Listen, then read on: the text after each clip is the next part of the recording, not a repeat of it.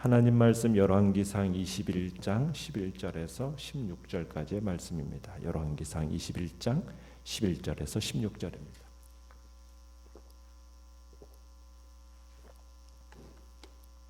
열왕기상 21장 11절에서 16절 우리 한 목소리로 같이 읽겠습니다. 시작. 그의 성읍 사람 곧 그의 성읍에 사는 장로와 귀족들이 이세벨의 지시 곧 그가 자기들에게 보낸 편지에 쓴 대로 하여 금식을 선포하고 나봇을 백성 가운데 높이 앉히매 때에 불량자 두 사람이 들어와 그의 앞에 앉고 백성 앞에서 나봇에게 대하여 증언을 하여 이르기를 나봇이 하나님과 왕을 저주하였다 하며 무리가 그를 성읍 밖으로 끌고 나가서 돌로 쳐 죽이고 이세벨에게 통보하기를 나봇이 돌에 맞아 죽었나이다 하니 이세벨이 나봇이 돌에 맞아 죽었다 함을 듣고 이세벨이 아합에게 이르되 일어나 그 이스라엘 사람 나봇이 돈으로 바꾸어 주기를 싫어하던 나봇의 포도원을 차지하소서. 나봇이 살아 있지 아니하고 죽었나이다. 아합은 나봇이 죽었다 함을 듣고 곧 일어나 이스라엘 사람 나봇의 포도원을 차지하러 그리로 내려갔더라. 아멘. 오늘 말씀의 제목은 포도원으로 내달리는 욕망이라는 제목으로 말씀을 나눕니다. 아합이 나봇의 포도원을 차지하려고 나봇에게 포도원을 바꾸든지 아니면은 그 포도원에 합당한 돈으로서 대가를 지불하겠다고 이야기했지만 나봇은 어떻게 했습니까? 그것을 거절했죠. 이유는 무엇이었습니까? 하나님의 말씀에 그 땅 왕 유산을 주신 왕 유산을 하나님께서 바꾸는 것을 금하셨기 때문이었죠. 그러니까 하나님의 말씀을 따라서 나봇은 이 일을 행하지 않은 겁니다. 그랬더니 이에 대한 아합의 반응은 답답해하고 근심하고 식사도 안 하는 그런 정도가 되었죠. 이에 대해서 이것을 보고 있던 이세벨이 어떻게 이야기를 합니까? 당신이 왕이지 않느냐? 왜 이렇게 참 어리석게 행하느냐는 식으로 이야기를 하고 나봇의 포도원을 선물로 선사하겠다는 식으로 약속을 합니다. 그리고는 이세벨이 곧장 음모를 꾸미죠. 그 음모는 어떤 내용이었습니까? 이세벨이 아합 왕의 이름으로 편지를 써서 도장을 찍고 그리고 나봇과 함께 사는 그 장로와 귀족들에게 보냅니다.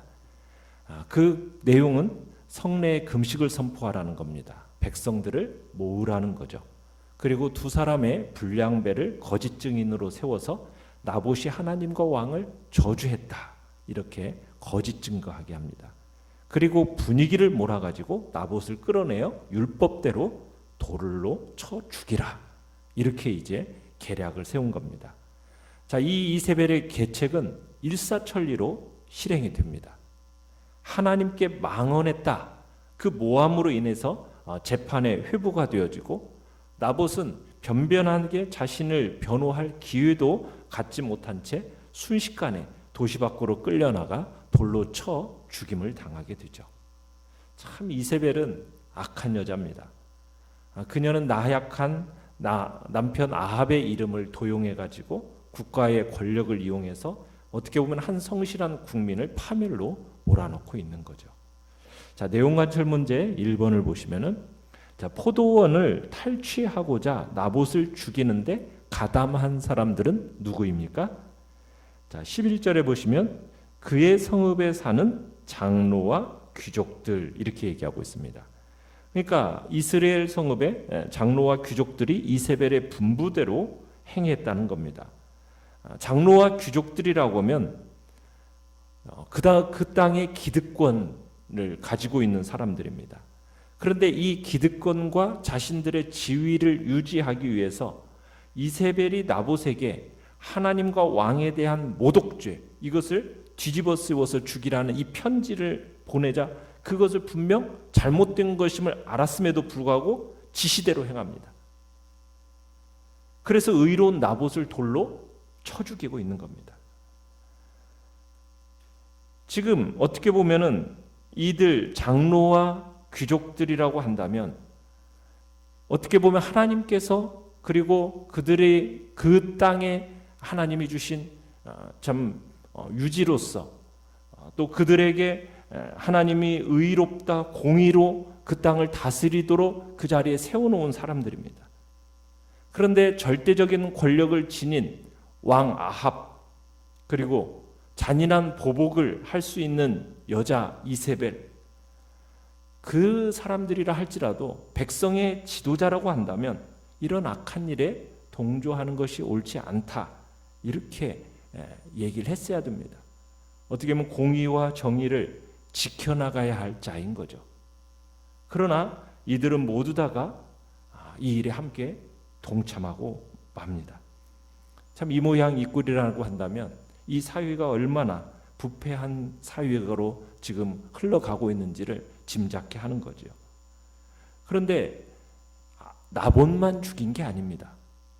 열왕기하 9장 26절에 가보면요, 나봇만 죽인 게 아니라 그의 아들들까지 죽였다, 이렇게 나오고 있어요. 그러니까 나봇의 포도원을 빼앗기 위해서는 상속자들도 죽여야 했던 겁니다. 그래서 그의 죄 없는 자녀들까지도 모조리 살해하게 된 거죠. 참 사악하고 가증한 자가 아닐 수가 없습니다. 가증한 자들이 아닐 수가 없는 겁니다. 자, 내용과 같이 문제 2번을 보시면 그들은 나봇을 죽이고 나서 누구에게 먼저 보고하고 있습니까? 14절에 보시면 나봇을 처형한 장로와 귀족들은 이세벨에게 소식을 전해 알려주고 있습니다. 계획을 따라서 나봇을 죽였다. 자, 이에 통보를 받은 이세벨은 누구에게 또 보고를 합니까? 아합에게 나봇이 죽었다는 사실을 보고합니다. 그리고는 가서 나봇의 포도원을 접수하라고 이야기합니다. 이 당시에 피정복자나 또 범죄자의 소유는 모두 왕의 재산으로 귀속이 되었기 때문에 지금 이제 왕의 것이 되어지는 거죠. 자, 연구와 묵상 문제 3번을 보시면, 자, 이 계획과 관련된 편지는 분명히 아합의 이름으로 보내졌는데 왜 사람들은 계획을 이루고 나서 아합이 아니라 이세벨에게 통보했을까요?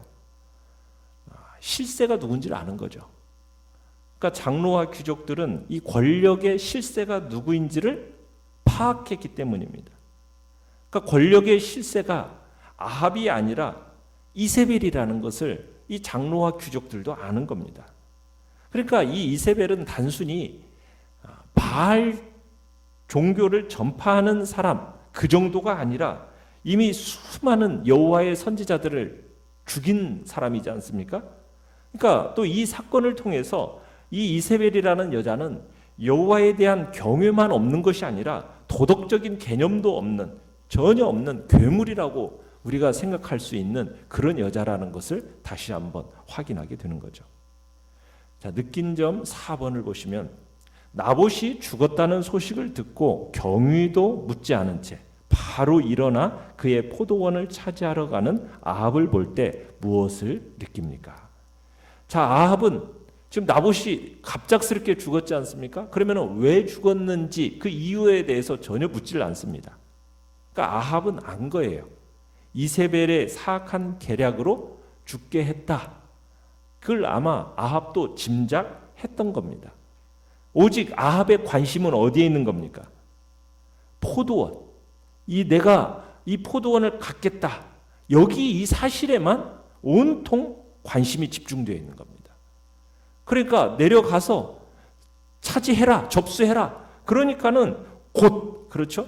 곧 듣고 곧 일어나 차지하러 내려가는 거예요. 그러니까 좋아서 지금 내려가서 포도원을 취하는 겁니다. 한 집안의 억울한 죽음에 대해서는 아무런 관심이 없습니다. 단지 자신의 욕심, 이 욕심을 채우겠다라는 거기에만 관심이 있고 이 사실 하나만으로 흡족해하는 아합의 모습을 보여주고 있는 겁니다.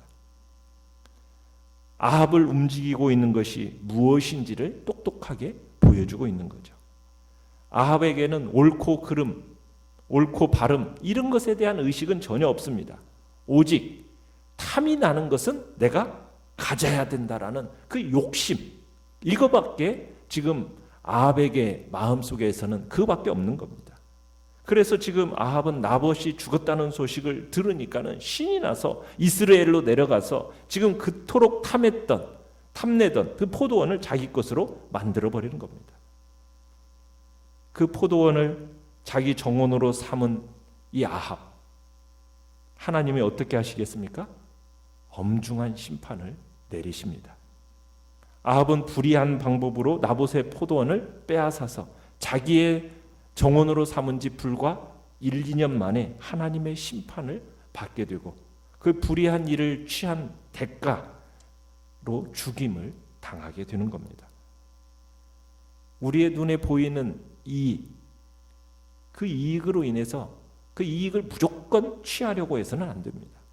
그 이익이 과연 바른고 정당한 것인가? 우리는 항상 그걸 깊이 생각할 필요가 있는 거죠. 자, 그런데 이 성경은 아합의 인생을 이렇게 평가를 합니다. 우리 25절을 같이 한번 읽어봅시다. 25절입니다. 시작. 예로부터 아합과 같이 그 자신을 팔아 여호와 앞에서 악을 행한 자가 없음은 그를 그의 아내 이세벨이 충동하였습니다. 여기서 아합의 인생을 한마디로 정의해 놓는데 뭐라고 정의해 놓냐면 스스로를 노예 시장에 팔아버린 인생, 이렇게 증언하고 있습니다. 여기서 지금 팔았다라는 단어 있지 않습니까?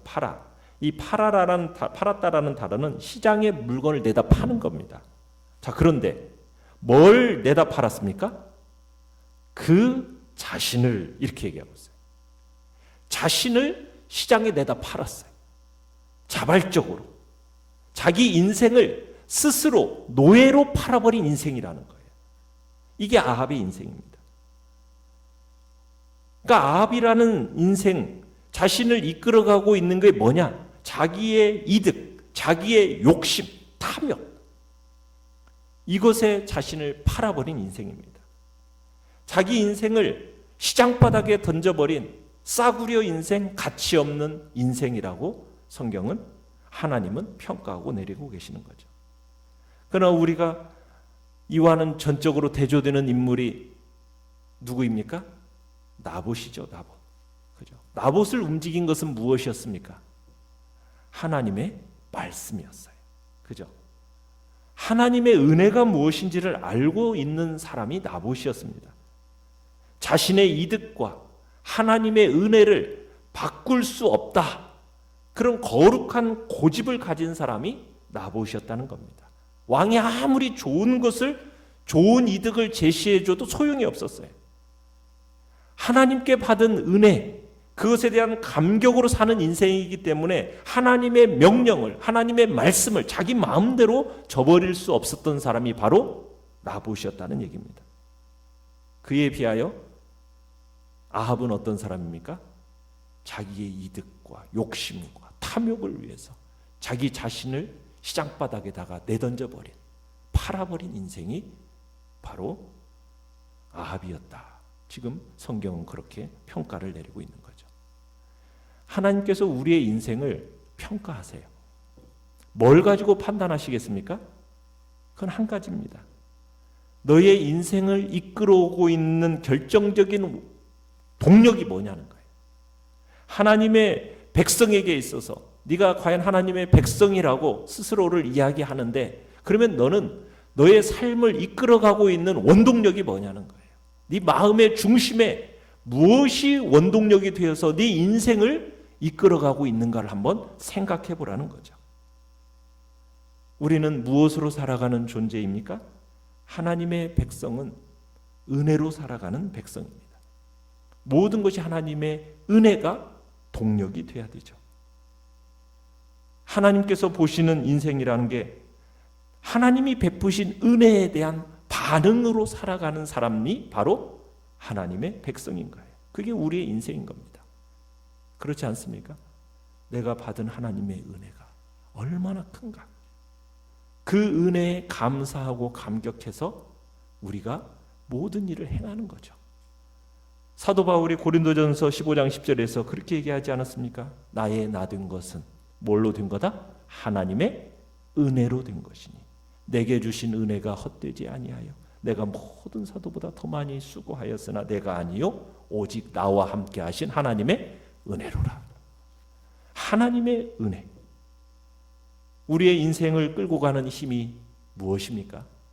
여러분의 인생을 끌고 가는 힘이 무엇입니까? 하나님의 은혜가 우리의 인생을 끌고 가는 사람이 진짜 하나님의 백성이라는 거죠. 그럼 평소에는 잘 안 나타나요. 인생의 중요한 사건들 속에서 이 속살이 비춰지는 겁니다. 어떤 위기 속에서, 경제적인 위기, 때로는 중요한 인생의 진로의 기록, 이와 같은 그런 위기의 상황 속에서 나를 이끌어가고 있는 것이 무엇인지를 드러내는 동력 인자가 나타나게 마련이라는 겁니다. 내 인생을 끌고 가는 힘이 분명 존재하고 있거든요. 탐욕인가? 나의 욕심인가? 정욕인가? 아니면은 하나님의 은혜인가? 우리는 우리 자신을 분명히 돌아보면서 때로는 무섭도록 나를 냉정하게 바라봐야 되는 것이 주님 앞에서 굉장히 중요하다라는 것을 오늘 본문은 얘기하고 있는 겁니다. 혈당과 적용 5번을 보시면 내가 갖고 싶어 안다라는 나봇의 포도원은 무엇입니까? 직접 불의를 행한 것은 아니지만 내 이익과 관계되어 죄악을 묵인한 경우가 있습니까? 의로운 일을 좋아하시고 불의한 일을 미워하시는 하나님 앞에서 나는 오늘 어떻게 살아가겠습니까?